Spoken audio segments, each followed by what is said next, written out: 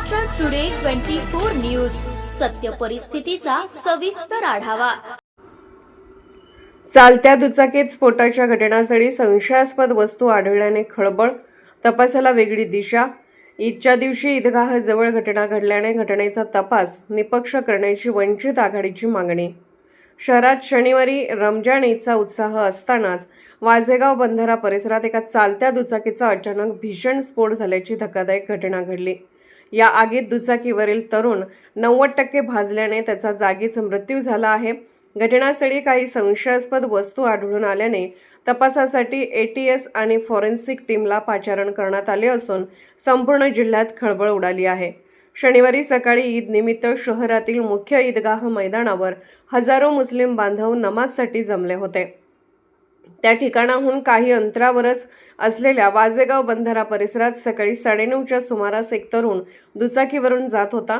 यावेळी अचानक दुचाकीचा मोठा स्फोट झाला आणि क्षणार्धात आगीने रौद्र रूप धारण केले।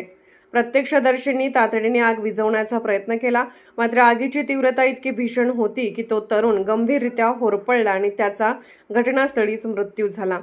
घटनेची माहिती मिळताच पोलीस अधीक्षक अविनाश कुमार आणि अप्पर पोलीस अधीक्षक सूरज गुरव यांनी फौज फाट्यासह घटनास्थळी धाव घेतली।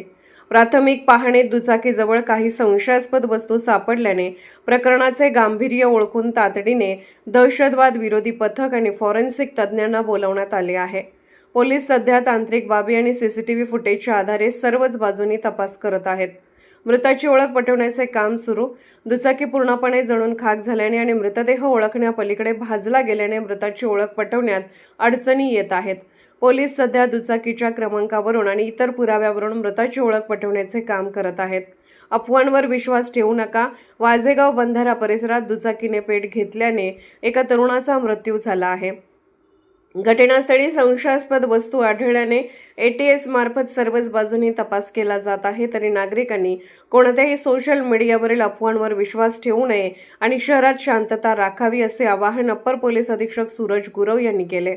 दरम्यान वंचित बहुजन आघाडीच्या वतीने या घटनेची सखोल निपक्ष चौकशी करण्यात यावी अशी मागणी केली आहे।